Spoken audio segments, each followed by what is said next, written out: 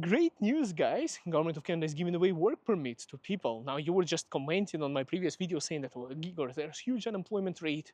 They're lowering down the interest. They lowered down the interest rate as I'm recording this video today in the morning by 25 basis points, okay?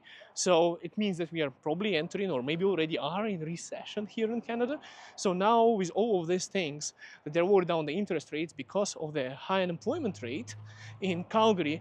And now they are on the other side. On the other side is they are saying that those foreign workers that we had on work permit, that are there are three categories of them. I'll mention them in a moment. They can actually stay in Canada now. You know, they can extend there. So we'll have more labor force on a job market searching for jobs. Let's say, right? Guys, sorry to bring you this news, especially to all of you guys who are like, yeah, Canada doesn't need any more workers. Well, those international students go back home. They spend money and everything. We need more babysitters from other countries than international students, you know, guys. Anyways, I want to tell you, I was just showing a home in this property, basically over here in this building. I was just showing a condo. See, guys, that's my car parked right here. Your guy Igor here. That's my brokerage and everything. My contacts in the description of this video for Vancouver investors. So somebody from Vancouver is going to be investing into that property. What's that? I found some kind of, I don't know what that is. Anyways, don't want to touch some other people's stuff on the ground. So I want to say, guys, people are investing into Calgary and buying up real estate, especially busy today after the interest rates drop announcement. But that's a separate video. Today we'll talk about immigration only. Now, I want to say, guys, I want to say that I'm not an immigration consultant. I don't offer any immigration services. I don't sponsor people. I don't give jobs. I don't provide advices. I don't charge money. I don't make any money from this. So these are informational purposes. And I'm going to deliberately provide the information to you in this video in such a way that people who are interested in this program would have to do a little bit of reading themselves for their own situation. Because I'm not an immigration consultant, and if I start going too much details, people start asking me questions. They're like, how do I do that? How do I stay here? And other things. And they think that I sit here and sponsor thousands of people to come to Canada and I make money off it. I even had people who are saying that I'm doing immigration consultancy, which I'm not. I never did immigration consultancy. No, I studied for immigration law. I was going to be an immigration consultant, but I ended up being into real estate. So I'm a realtor now. I'm not doing any immigration related services. I don't endorse any immigration consultants, lawyers, or whatsoever. So now we're clear. Now I'm going to tell you, first of all, that those people, there are three categories. Those people who had their work permit expired before May, after May 7, 2024. If your work permit expired after that date, you might be eligible under this program. The next part is those people whose work permit is about to expire in the next upcoming couple of months. You could be eligible under this program. And those people who are in implied status in Canada as well. Implied means that you applied for something and you are waiting. You can talk to your immigration consultant what implied status is, but I don't want to go into details because once again, you basically could be eligible under this program. It all depends on which province you are located. It all depends which city you are located and things like that. So in some cases, you might even need a letter from employer. So all of those details, I will leave in a link in the description of this video. But now answer me this question, guys. Do you think it's fair what government of Canada is doing? Do you think they really are trying to suppress immigration and keep less international workers and things like that? Is it a good news for you? Because there are two camps of people now. So it's going to be like, it's a good news for some of you. Some of you guys who are on a work permit right now, which is about to expire or expired. So it's great news for those people.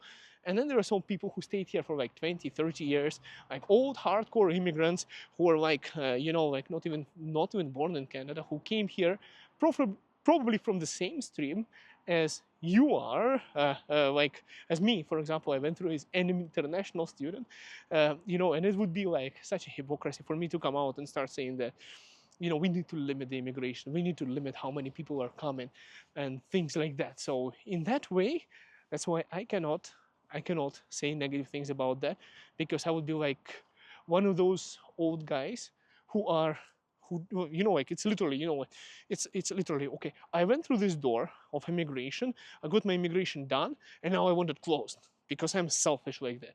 I don't want anyone to get their immigration done. I don't want anyone to stay in Canada because now I want to make more money.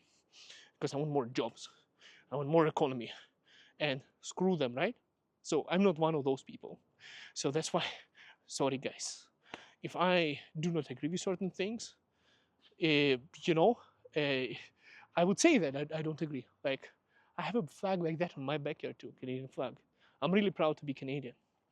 But at the same time, I want the best for the Canada. But at the same time, I cannot come out and say, hey guys, uh, sucks to be you. I got my immigration done. Now figure it out yourself. Now the doors are closed. Hey, hey, hey. Like, there's some people you actually enjoy. There's actually a psychological study of people enjoying other people, watching other people suffer. So there is actually research done on that too, which is stupid. That's why people used to go to Coliseum in ancient Rome, and people like to watch boxing. I like boxing too, but honestly, you watch other people suffer, and you get enjoyment out of it. That's why we, in ancient times, humans, us, we had execution as a public event too. So basically, for the same reason, I don't enjoy seeing other people suffer, and I don't encourage that, and that's why I'm against it. So in this way, I'm not against. I think we have to resolve the unemployment rate and other things. So this program could be good for people who are like Ukrainians, came from Ukraine on Kuwait visa, who it is expired, maybe they'll be able to extend it. For international students, for people who have employment or had employment, which is expiring, or about to transition from whatever status they are into employment status and unemployed status. It's a great news for those people. I don't know if it's a great news for other people, for the other camp of people, and I think that they also have the right to express the concerns with the recession, with the economy, with the interest rates, the unaffordable housing, and other things. I also, at the same time, while I'm saying that I'm more of the camp of international students to support international students, I am also on board with those people and the realities on what's happening in Canada in terms of high unemployment rate and potentially too many foreign workers, because it's the right thing to exist. But at the same time, I can take their side for ethic purposes, like I said, because I came here as an international student, got my work permit, got Canadian work experience, and applied for immigration through express entry. That's what I did. And that's how Canada marketed itself. They marketed themselves. Guys, just imagine Canada is going to say, we are not giving away work permits to international students who graduate. Let them get their degree and get lost, go home. Let's say Canada does that. Like, I wouldn't be in Canada. I wouldn't be in Canada if that was the case. I would have been in New Zealand or Australia. They have similar programs. I would probably go there at that time rather than Canada if there was no way to stand. Am I stupid to give away $50,000, let's say, to Canadian education only, where I can get for the same amount of money somewhere else and an opportunity to stay in that country where Canadians spend 1/3 or 1/5 for the same education. Plus, I haven't learned nothing new in Canada from what I learned in Ukraine. So Canadian education is not really superior to that education that I got close to nothing back home.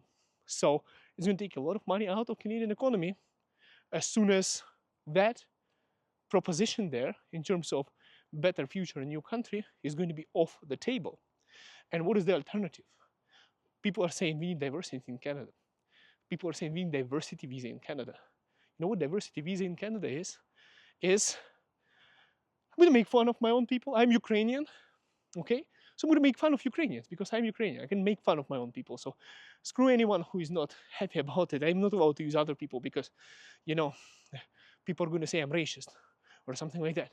So there is a farmer by the name Ivan sitting in the western Ukraine who speaks broken Russian and a half decent Ukrainian, knows nothing in English.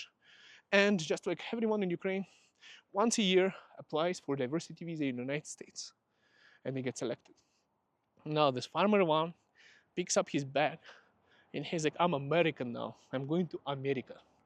He goes there, doesn't speak a language, starts drying cloth, dishes, general labor job, and maybe no education. I mean, like farmer, maybe like a laborer on the farm, not even a farmer. Like just, a guy who just got sober, took a picture, applied for a green card, and now American. Now this guy, let's say Canada has the same system. Now, do you want really to go into a shop and not be able to speak English? Do you really want somebody who doesn't speak English was incapable to integrate, an addict, let's say, doing an immigration with no education or language skills, just because they won a lottery coming to Canada, are you really going to want to have such people? And then these people go on a Broadway, some Russian community or something like that, and they get a job. They get full taken advantage of by the employers. They're too old to learn the language.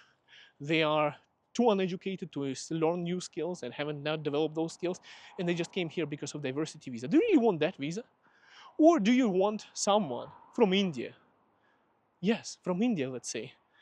People that are getting a lot of hatred in Canada for some reason, who has done 2 MBAs, law degree, engineering degree, other things, a person who had to scale all this, overcome 1.5 billion competition in India to get that one place in that one company and build that experience, who speaks perfect English, perfect skills and everything, maybe even a doctor or whatever, coming from that country. Would you prefer that person over that person who has come and just got sober on a farm from Ukraine, let's say, who doesn't even speak English, comes here and it's like, I don't know what to do, but I got my visa, so I'm Canadian now.